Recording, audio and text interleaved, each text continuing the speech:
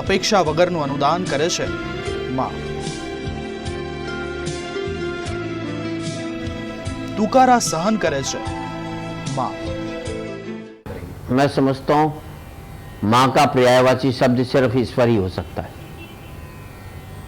एक राइटर ने कहा ईश्वर हर एक के पास नहीं रह सकता था, इसलिए उसने माँ बना दी।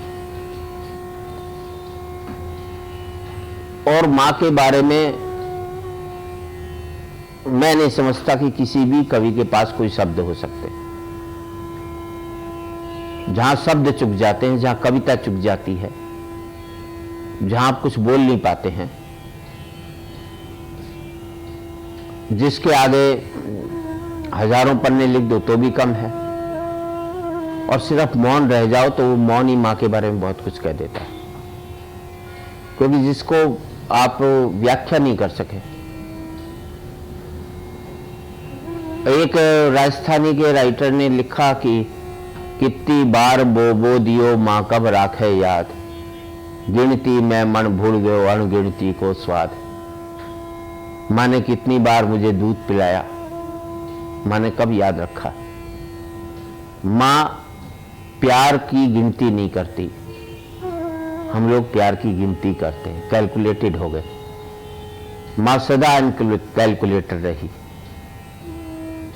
और अच्छे शायर हैं एक मुनव्वर राणा, उन्होंने एक शेर कहा कि किसी के हिस्से में मकान आया, किसी के हिस्से में दुकान आई, मैं घर में छोटा था मेरे हिस्से में माँ आई। तो मैंने उनसे कहा कि ये जो शेर है, ये दो पंक्तियां, ये लगभग मुझे लगता है 20वीं सदी की है। 19वीं सदी का बेटा माँ के बारे में यही कहेगा कि किसी के हिस्से में मकान आया, किसी के हिस्से में दुकान आई, मेरी तकदीर अच्छी थी मेरे हिस्से में माँ आई। और आज 21वीं सदी की बात करो तो 21वीं सदी का बेटा कहेगा किसी के हिस्से में मकान आया, किसी के हिस्से में दुकान आई, मेरा कसूर क्या था मेरे हिस्से में माँ आई। और मेरा मानना है कि जिस मुल्क में बूढ़ों के आश्रम बनने लग जाएं, समझ लेना उस मुल्क की संस्कृति मर चुकी है। उसको ये कहने का कोई हक नहीं बनता कि हम संस्कारवान हैं, हम महान देश हैं, क्योंकि वृद्धाश्रम इस मुल्क के लिए और इस देश की संस्कृति के लिए एक कलंक है। मैं माँ के बारे में कुछ कह नहीं सकता, क्योंकि मैं माँ को हर समय जीता हूं, वो हर समय मेरे अंदर मौजूद रहती है। मैं नहीं समझता कि ईश्वर मेरे अंदर मौजूद है कि नहीं, लेकिन मैं जानता हूं मेरी माँ मेरे अंदर हर समय मौजूद है, और मेरी माँ के अंदर मैं हर समय मौजूद रहता हूं। मेरी जितनी भी विशेषताएं वो सिर्फ मेरी माँ से मिली है, और मेरे में जितना भी कैलकुलेशन है वो मेरे फादर से। मैंने अगर धोखे खाए हैं कभी जिंदगी में तो माँ की वजह से पाए, और उन धोखों से जो बचाऊं तो बाप की वजह से बचाऊं। माने और मान आज भी है, जिनसे मैंने धोखे भी खाए उनको भी मैंने कभी घृणा नहीं की। मेरी बहन 16-17 साल हो गए, 3 बच्चों को बेटियों को लेकर अलग होकर के आ गई। उसको मैंने बच्चों को पढ़ाया, 2 की शादी की, सब कुछ किया। मैंने क्या किया, मैंने बहन को भी इस लायक बनाया कि वो कुछ कर सके। और जिसने छोड़ा वो एक दिन मुझे जलगांव मिल गए, मेरे बहनोई। वहां किसी राइस मिल में नौकरी करते थे, हालांकि पहले उनकी खुद की राइस मिल्स थी। वहां उन्होंने मुझे कहा कि भाई साहब, मैंने अपने मालिक को बता रखा है कि आप मेरे रिश्तेदार हो, आप मेरे साथ चल पड़ोगे तो मेरी इज्जत बढ़ जाएगी। और मैं बिगर कुछ सोचे समझे, बिगर कुछ विचारे उसके साथ चल दिया। मुझे ये भी नहीं लगा कि उसने मेरी बहन को छोड़ा, मुझे भी नहीं लगा कि उसने मुझे तकलीफ। मैंने माँ को बताई, माँ ने कहा बेटे बहुत ठीक किया था। बाप कार देता है, माँ संस्कार देती है। बाप जायदाद देता है, माँ ये सिखाती है इस जायदाद का उपयोग कैसे करना। मुझे ये पता लग जाए कि माँ को ये चाहिए बस। मेरी पत्नी मेरे से खर्चे के लिए हर बार झगड़ा करती है, मैं झिकझिक करके देता हूँ, लेकिन माँ ये कह देगी ये करना, तो उसमें ये बटका आज तक नहीं मेरी। मैं कभी सोचा भी नहीं कि ये करना है कि नहीं करना। नहीं करने का मतलब ही नहीं होता, जो वो ऑर्डर होता है, उन्होंने जो भी इच्छा बताई वो मेरे लिए ऑर्डर है, उसके अलावा मैं कभी नहीं सोचता। मेरे तो हर समय माँ साथ रही, याद ही नहीं कभी, क्योंकि माँ की डांट थोड़ी होती।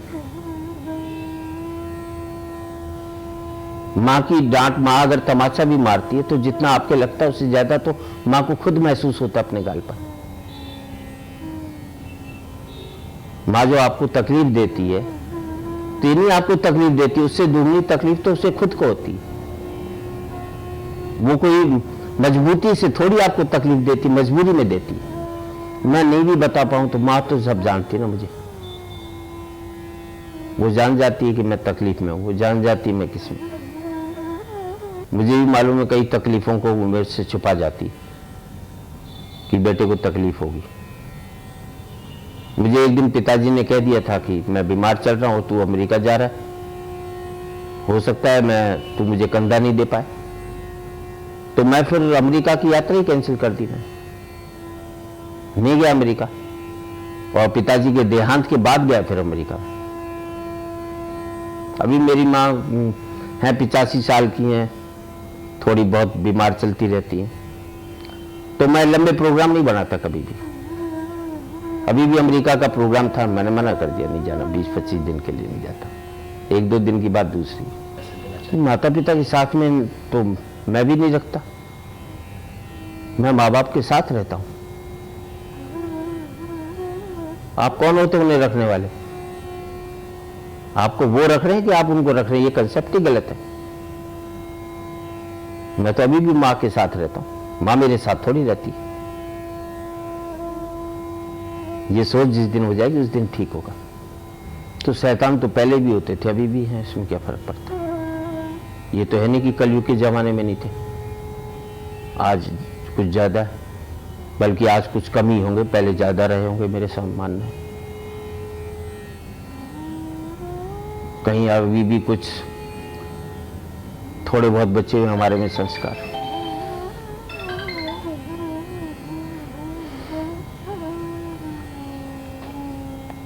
मैं ये नहीं जानता कि क्या करना है क्या नहीं करना। मैं किसी को ये भी नहीं कहता तुम क्या करो क्या नहीं करो। मैं जो कर रहा हूं ना वो कोई आदर्श है, ना कोई मेरा फर्ज है, वो एक मनुष्य होने के नाते मुझे करना चाहिए, वो मैं कर रहा हूं। ये कोई ना मेरे माँ बाप के प्रति कोई एहसान है, ना मैं इसे फर्ज मानता हूं। मैं एक व्यक्ति को, एक समाज के एक प्राणी को जिस तरह से जीना चाहिए उस तरह से मैं जी रहा हूं, चाहे वो मेरे माँ बाप के प्रति हो, चाहे मेरे दोस्तों के प्रति हो, चाहे मेरी पत्नी के प्रति हो या बच्चों के प्रति हो। મમતાની મૂર્તિ એટલે માં। અપેક્ષા વગરનું અનુદાન કરે છે માં। તુકારા સહન કરે છે માં। મારા મધર વિશે વાત કરું તો નાનપણથી જ એમણે જે સ્ટ્રગલ કરેલી છે, ખાસ કરીને અમે જે 6 ભાઈ બહેનો હતા અને એ વખતે જેમણે અમને ડેવલપમેન્ટ માટે ને જે હેલ્પ કરી છે ભણાવવા માટે, એ પછી મને ખ્યાલ છે કે જ્યારે હું લગભગ 6ઠા-7મા ધોરણમાં ભણતો હતો ત્યારે ફાધર એક્સપાયર થઈ ગયા, અને એ પછી જે એમણે પોતે એમ કે ટેલરિંગનું કામ અને અન્ય વર્ક કરી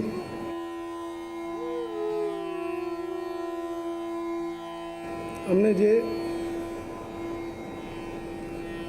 ભણાવવા માટે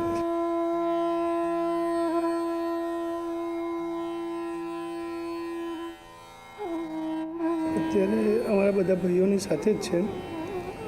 અત્યારે પણ જોવા જઈએ તો સી ઇઝ અરાઉન્ડ 70, છતાં પણ ઘરનું બધું જ એમ કે જવાબદારી છે, સામાજિક વ્યવહારો પહેલાં જેટલી જ ઝડપથી અને એટલા જ ઇન્વોલ્વમેન્ટથી એમ કે કામ કરે।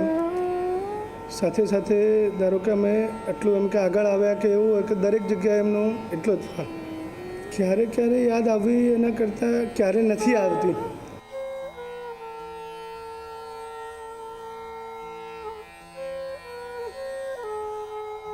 એમની ઈચ્છાઓ છે કે એમની જે છે એના માટે અમે જો કંઈક કરી શકીએ, કે એમને ભૂતકાળમાં જે સ્ટ્રગલ કરી છે એમાં જે અત્યારે એને સારું આપી શકાય. ધારો કે અત્યારે એમને જે છે કે ભાઈ ધાર્મિક પ્રવૃત્તિઓ છે કે સામાજિક પ્રવૃત્તિઓમાં સી ઇઝ એક્ટિવલી ઇન્વોલ્વ અત્યારે, અને એમાં અમે એને મેક્સિમમ સપોર્ટ આપી અને એને સેટિસ્ફેક્શન મળે કે, અને સાથે સાથે કુટુંબનો પ્યાર કે અત્યારે બધા જ ભાઈ બહેનોના બાળકોને એટલા થયા છે કે એમની સાથે કિલ્લોલ ભર્યા વાતાવરણમાં રહે ત્યારે, એટલે જ્યારે મધર હોય ત્યારે એમ એક એવું થાય કે રિલેક્સ ભાવના ભજવાય. કે ધારો કે હું ને વાઈફ બંને વર્કિંગ છીએ, એટલે એ હોય ત્યારે એવું થાય કે ઘરની જવાબદારી બધી જ ઉપાડવાવાળું કોઈ છે, ઘરને સાચવવાથી માંડી બાળકોને બધાને જ જે હૂંફ મળવી જોઈએ, જે સહિયારો મળવો જોઈએ એ આપી શકે.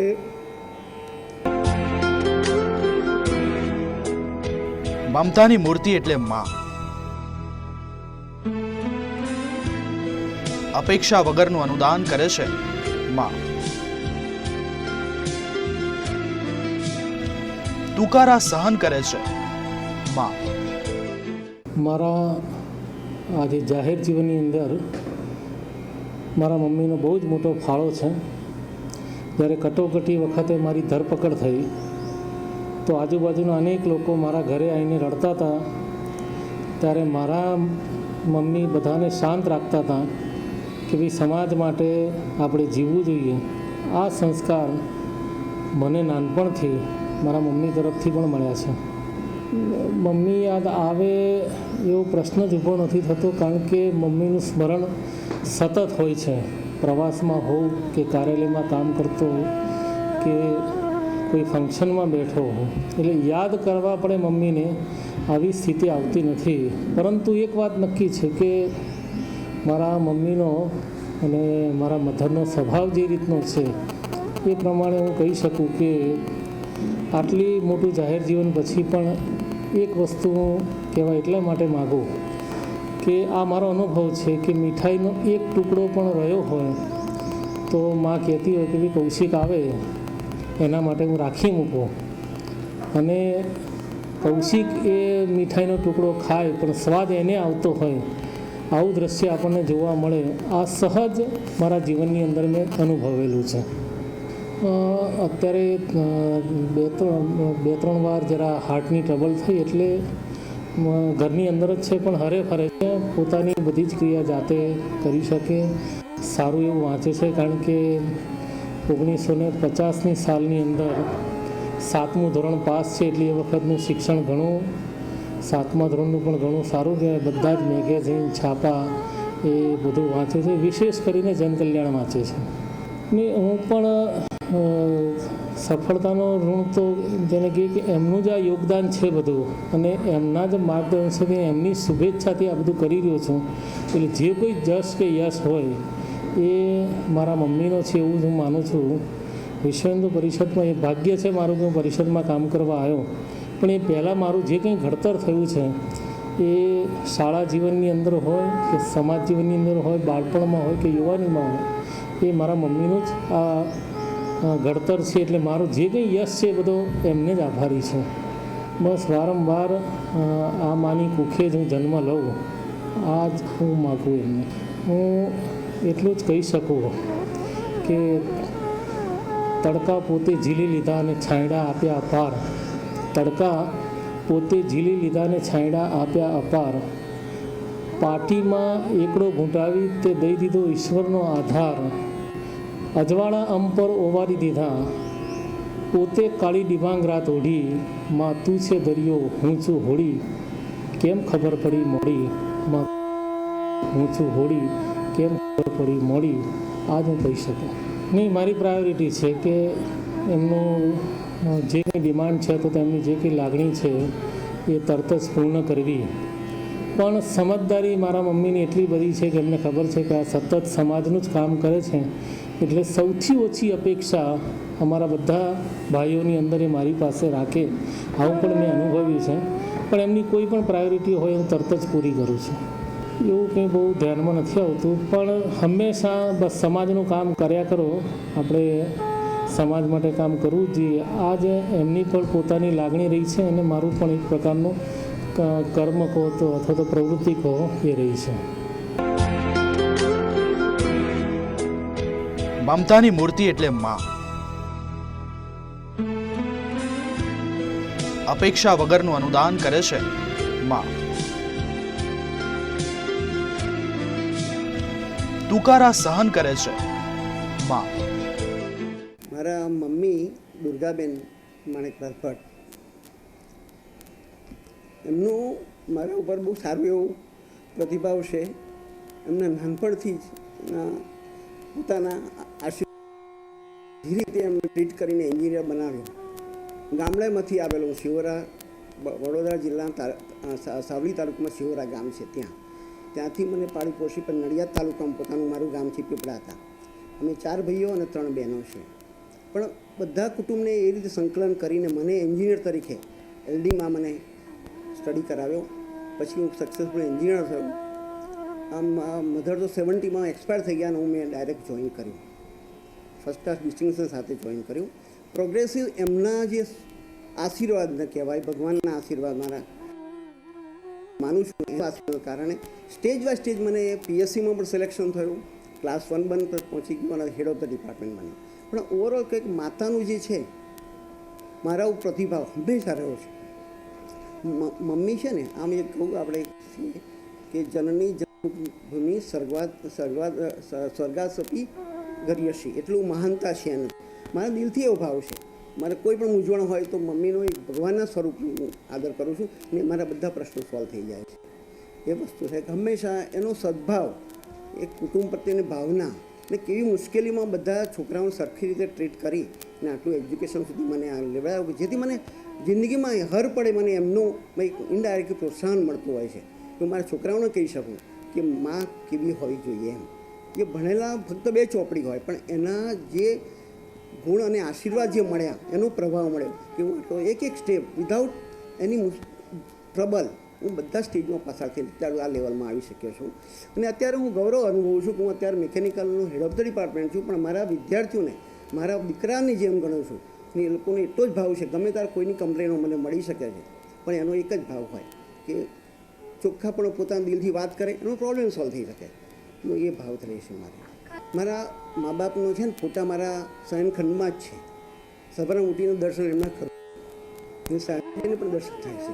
એટલે ટૂંકમાં શું કહેવાથી એ ભાવ છે, એ વસ્તુ મને હર પડે એનું યાદ કરે, મને પ્રોત્સાહિત કરે છે. હું જિંદગીમાં કદાપી નાસીપાસ કંઈ મુશ્કેલ આવે તો મને એનું હંમેશા એમના ઉપર આશીર્વાદ મારા પણ દિલમાં રહેશે ને એટલે હું એક પણ હું સક્સેસફુલ થાઉં છું જિંદગીમાં. તે વખતે શું મારે એક્ઝામને 15 દિવસ બાકી હતા. એન્યુઅલ યુનિવર્સિટી એક્ઝામમાં માર્ચમાં લગભગ મેં જાણ્યા. હું પ્રિપરેશનમાં લાઇબ્રેરીમાં બેઠો હતો. મારો નાનો ભાઈ ચંદ્રકાંત પણ ત્યાં હતો. એની એક્ઝામ બીજે દિવસ ચાલુ થવાની હતી. મારે ત્યાં જ રહેતો, વિદ્યાનગર વલ્લભ વિદ્યાનગરનું સ્ટડી કરતો હતો. ફર્સ્ટ યરમાં હતો. મને ગામડેથી ખબર પડી કે મમ્મી બહુ બીમાર છે.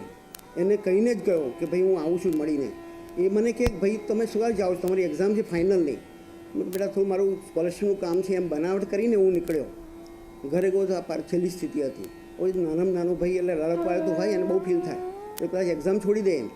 એટલે હું ખાસ ગયો, એ બધું પતાવી દીધું. પછી મેં કહ્યું એને, છતાં ઘરે જઈને કહ્યું નથી મેં એને. મિત્રોને કહું કે આને કેવી રીતે સમાચાર આપો, તો કે સમાચાર નહીં આપતા. એક્ઝામ પૂરી થઈ, ઘરે જશો, ભાઈ બહેનો મળશો, ઓટોમેટિક એને ખ્યાલ આવશે. પણ પછી પહેલાં એને દુઃખ થયું, પણ પછી રિયલાઇઝ થયું કે મારી લાઈફ તો બની ગઈ. ના, નો ડાઉટ. એ દ્રષ્ટિએ મારી તો બહુ પરિસ્થિતિ, હું ફાઇનલ એક્ઝામ હતી, મારી ઘણી જવાબદારી ઘરની હતી, છતાં મેં મન મક્કમ કર્યું મારે ડ્રોપ નથી લેવો, મારે સક્સેસફુલ એન્જિનિયર કહું છું. એમને ઈચ્છા હતી કે એન્જિનિયર બનાવો છોકરાને, ને મેં મનોકામના પરિપૂર્ણ કરી, મહેનત કરી શકાય. મારા મિત્રોએ પછી જાણ્યું અને બધા મળવા આવ્યા. જો વચ્ચે કહ્યું તો મને પાછું ટ્રબલ થાત, પણ કશું તકલીફ પડી નહીં. ભગવાનને એમને આગળ રાખ્યા કે તમારા ઉપર છો, હું મહેનત કરીશ ને મને ફળ મળશે. હકીકતમાં મને એનું ફળ મળ્યું ને જિંદગીમાં એક સ્ટેજમાં હું આગળ વધતો ગયો. ને એમાં મારું કહું છું વધારે મા અને બાપ બંનેનો મારી ઉપર એટલો આશીર્વાદ છે. સુખી થયો છું અત્યારે. ઋણ તો આપણે કોઈનું અદા કરી શકતા નહીં. મમ્મીનું ઋણ તો બહુ ઉચ્ચ હોય છે એમ.